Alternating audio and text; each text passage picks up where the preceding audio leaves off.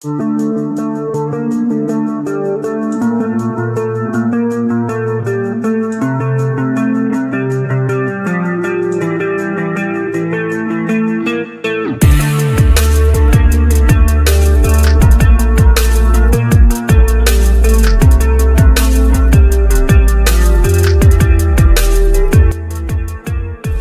চাদরে মোড়া সকালবেলা আমার ফ্যামিলি এবং রাজুদের ফ্যামিলি আমরা বেরোলাম আসানসোল থেকে পুরীর উদ্দেশ্যে।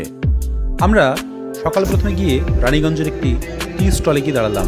সেখানে একটু চা বিস্কুট খেলাম, একটু রেস্ট নিলাম এবং তারপরে আমরা সোজা চলে গেলাম পাঞ্জাবি মোড়ের দিকে। ভ্রমণের অভিজ্ঞতা তো অনেক রকম দেখেছেন এবং শুনেছেন, কিন্তু এবারের অভিজ্ঞতা একটু অন্য ধরনের। কারণ আমরা পুরী যাচ্ছি, অথচ আমাদের সেখানে কোনো হোটেল বুকিং নেই। আমরা চলে এসেছি পাঞ্জাবি মোড় এবং সেখান থেকে বাঁ দিকে একদম সোজা চলতে লাগলাম, যেদিকে মেজিয়া ব্রিজ এবং তারপরে আসবে মেজিয়ার তাপবিদ্যুৎ কেন্দ্র। আমরা প্রথমে এখান থেকে যাব খুর্দা রোড, কারণ ওখানে চিঙ্কু আছে। চিঙ্কু আমাদের আরও এক ভাইরা ভাই। আমরা মোট 4 ভাইরা ভাই, যার মধ্যে আমি সব দিকে ছোট। আমরা মেজিয়া ব্রিজ থেকে সোজা চলতে লাগলাম। এখন দেখতে পাচ্ছি আমরা তাপবিদ্যুৎ কেন্দ্র মেজিয়ার, এবং সেখান থেকে আমরা গড়বেতার দিক হয়ে মেদিনীপুর হয়ে খড়গপুর হয়ে সে রাস্তায় উড়িষ্যার পথে প্রবেশ করব।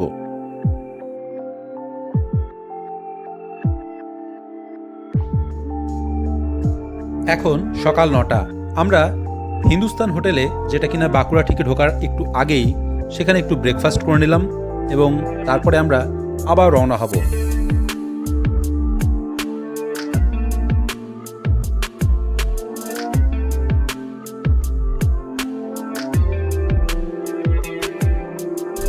এদিকে টিফিন করার পরে হিন্দুস্তান হোটেলে টিফিন করলাম। আমরা রাস্তার ওই দিকে যাব খেজুর গুড় কিনতে। চলুন খেজুর গুড় নিয়ে আসি। উৎসবের বাবা খেজুর গুড় খুব পছন্দ করে, তাই কাঠিয়াতে আমি চলে গেলাম ফুড ইন্সপেক্টরের মতো গুড়ের মধ্যে কাঠি ঢুকিয়ে তা তুলে পর্যবেক্ষণ করতে।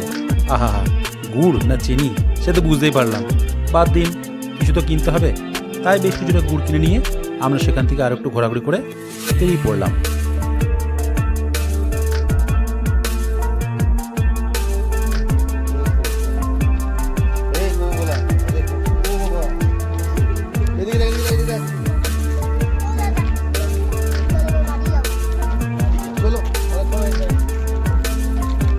বাঁকুড়া ঢোকার আগে হিন্দুস্তান হোটেলের খাবার আমাদের সত্যিই খুব ভালো লাগলো। আপনারা যদি কখনো আসেন, অতি অবশ্যই এখানে খাবার গ্রহণ করতে পারেন।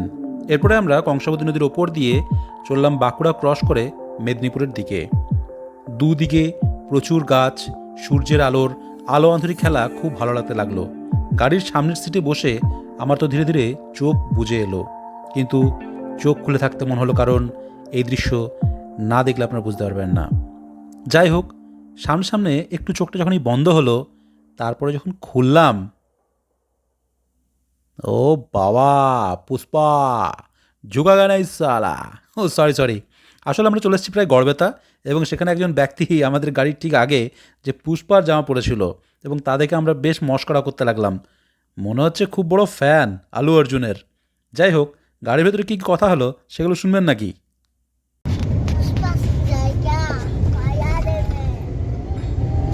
पुष्पा नाम समझकर फुल समझा है क्या? फायर है मैं ना पुष्पा नाम सुन के फ्लावर समझ कर क्या क्या फ्लावर समझ गया। Fire upon. যতক্ষণে আমরা পুষ্পাকে ক্রস করলাম, তারপরে আরও এক মহাপুরুষের সাথে দেখা হলো।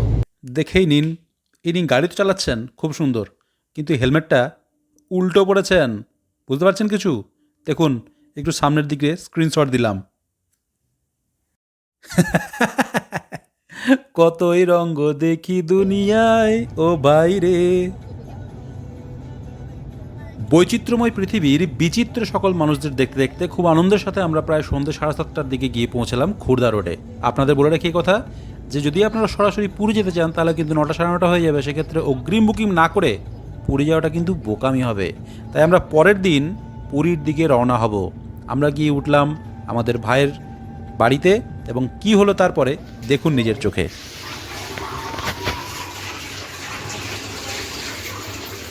পেঁয়াজ পোস্ত,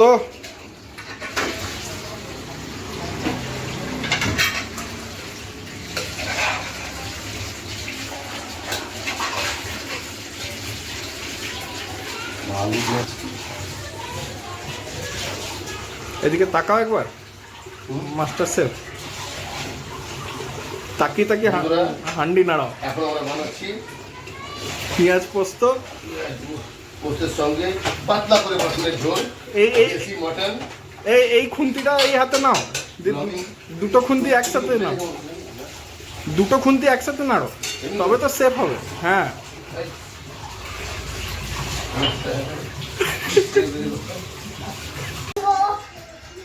তুলে নি।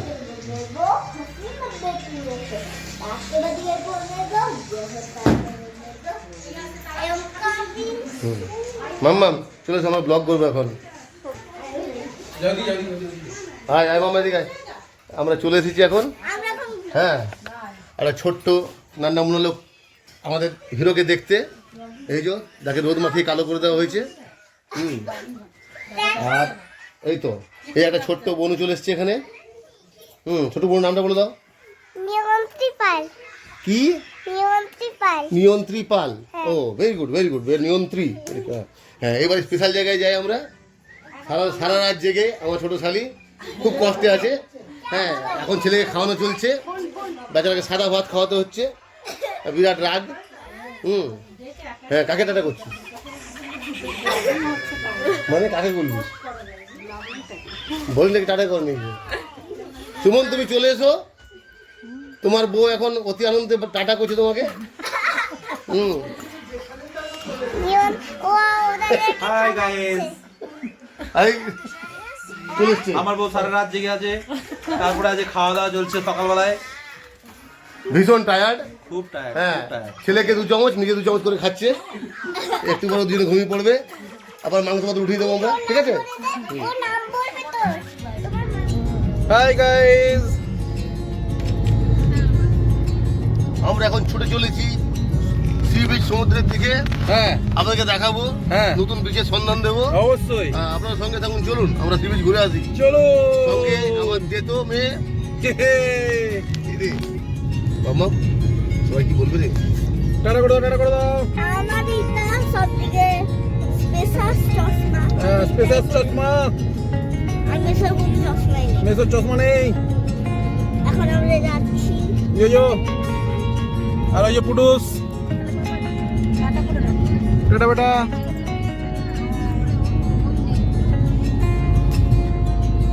রাস্তার ধারে বিক্রি হচ্ছিল প্রচুর ডাব, মাত্র 20 টাকা করে। কি সুন্দর তার স্বাদ! তাই আমরা বেশ কিছুক্ষণ দাঁড়িয়ে ডাব খেয়ে নিলাম। বাড়ি থেকেও ব্রেকফাস্ট তো করে এসেছিলাম। পুরদা রোড থেকে মাত্র 45 মিনিট দূরেই পুরী। তাই আমরা বেরিয়ে পড়লাম পুরীর উদ্দেশ্যে। এই যে ওয়েলকাম টু পুরী। পুরীতে প্রবেশ করে গেলাম, কিন্তু এবারেই তো মেন অ্যাডভেঞ্চার। আমাদের হোটেল বুক করা নেই, কোথায় খাবো কোথায় থাকবো কিছুই জানি না, কিন্তু ভগবান সহায় চলে গেলাম। জয় জগন্নাথ। দেখি এরপরে কি হয়। ঢোকার মুখে হলো একটি ছোট্ট সমস্যা। স্বর্গদ্বার দিয়ে ঢোকার যে মেন রাস্তা সেটা ছিল বন্ধ। সকল গাড়িকে বাইপাস হয়ে একদম পেছন দিক থেকে, অর্থাৎ নিউ পুরী এই দিকটা করেছে, সেদিক দিয়ে ঢোকাচ্ছে। 11 কিলোমিটার দূরে দেখতে পাচ্ছেন সি বিচ। আমাদেরকে একদম মে ফেয়ার যেদিকে আছে, অর্থাৎ পুরীর একদম লাস্টের দিকে, সেই দিকের যে রাস্তা, সেই বরাবর সকল গাড়িকে প্রবেশ করিয়ে দেওয়া হতো। তাই আমাদের গাড়ি একদম বাইপাস দিয়ে, অর্থাৎ পেছন দিক দিয়ে পুরীর মেন টাউনের দিকে প্রবেশ করার চেষ্টা করলো। এই যে এখন আমরা যে রাস্তা দেখতে পাচ্ছেন, এখান থেকে অনেকটা দূরে পুরীর মন্দির দেখতে পাওয়া যাচ্ছে। দেখতে পাচ্ছেন কি? আমি সার্কেল করে দিচ্ছি। শুরু হলো আমার আর চিঙ্কুর কাজ। আমরা MakeMyTrip, pagoda, the advisor, বিভিন্ন জায়গা থেকে বিভিন্ন হোটেলের ফোন নাম্বারগুলো কালেক্ট করতে লাগলাম এবং তাদের ফোন করতে লাগলাম। এতে সুবিধা একটাই, নেটে যে প্রাইসটা আপনি দেখতে পাচ্ছেন, সামনে যখনই আপনি যাবেন মিনিমাম 500 টাকা কমে আপনি কিন্তু সেই রুমটাই বুক করতে পারবেন। আমরা বিভিন্ন হোটেল দেখতে থাকলাম। এখন আমরা এগিয়ে যাচ্ছি গোল্ডেন বিচের দিকে। সামনেই বাঁ দিকে দেখতে পাচ্ছেন পাম হোটেল, খুব বড় রেসিডেন্সি। কিন্তু এই দিকে না থেকে আমরা আরেকটু ভেতর দিকে যাব, কিন্তু চেষ্টা করবো একটু লাক্সারি হোটেল এবং যেগুলো একটু ফাঁকা ফাঁকা টাইপের হবে সেই দিকে। একটু এগিয়েই আমরা ডান দিকে দেখতে পাবো মে ফেয়ার হোটেল। দেখতে পাচ্ছেন একদম ডান দিকে। আরেকটু ডান দিকে মোবাইলটা ঘোরাচ্ছি, এটা হচ্ছে হোটেল মে ফেয়ার। এটা একদম লাস্টে, পুরী বিচের সব দিক লাস্টে, গোল্ডেন বিচের দিকে। এবারে আমরা চলে যাব বাঁ দিকে।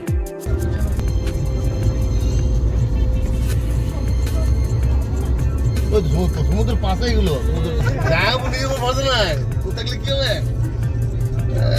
দেখো বর্দা সব গাড়ি এখানে দাঁড় করিয়ে বিচ এনজয় করছে, ভিতরে আবার কি? যাচ্ছে না, পুরো ভিড় আছে একদম। তাই তো মজা। দেখো সুমন বাঁদিকে দেখো, পুরো পুরো তোমার হোটেলগুলো দেখা যাচ্ছে। ও কি লাগছে, কোথায় আছে না গন্তব্যস্থল থেকে মেন জার্নিটা। রুম আগের থেকে বুক না করার এটা একটা সুবিধা। আপনি ভালোভাবে রুমগুলো পর্যবেক্ষণ করে সেখানে দরদাম করে তবেই কিন্তু রুমগুলো নেবেন। না, খুব বেশি রুমে আমাদের দৌড়ঝাঁপ করার দরকার হয়নি। অনেকগুলি ভালো রিসোর্ট বা হোটেলেই ভালো ভালো রুম কিন্তু ছিল। আমরা বেশ কিছু রুম পরিদর্শন করলাম এবং তারপরে আমরা সেখান থেকে চলে এলাম সোজা পিপুল রেসিডেন্সিতে। এখানে প্রচুর হোটেল এবং প্রচুর রুম এক জায়গায় আছে। দেখতে পাচ্ছেন বিশাল বিশাল সব বিল্ডিং একটি বাউন্ডারির মধ্যে আছে, সুতরাং এখানে রুম পাওয়া যাবে না এটা কিন্তু হতেই পারে না। আপনারা যদি কখনো আসেন পিপুলে অতি অবশ্যই থাকতে পারেন। আমরা পিপুলে এসে চলুন একটু রিসেপশনের দিকে যাই।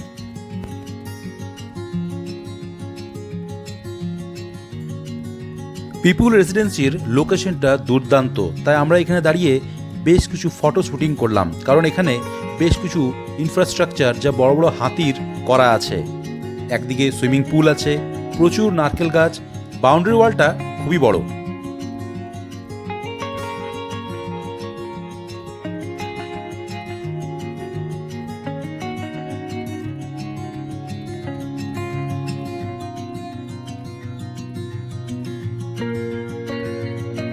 যাক, অবশেষে রুম কিন্তু আমরা পেয়ে গেছি। জয় জগন্নাথ। রাজুদা এবং চিঙ্কু তারা রিসেপশনিস্টের সামনে দাঁড়িয়ে ছিল। আমরা সেখানে গিয়ে লাগেজ রাখলাম এবং সেখান থেকে সজ্জা।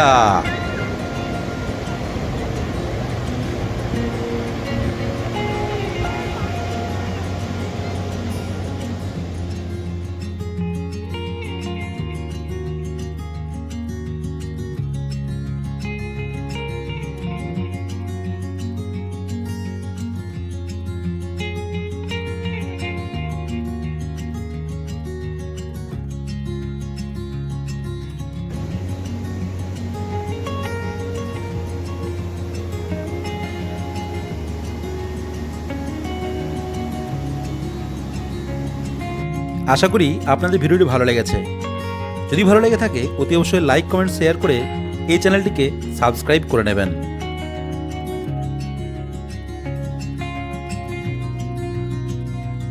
আপনাদের কোনো রকম কোয়ারিজ থাকলে অতি অবশ্যই কমেন্ট করে জিজ্ঞাসা করতে পারেন।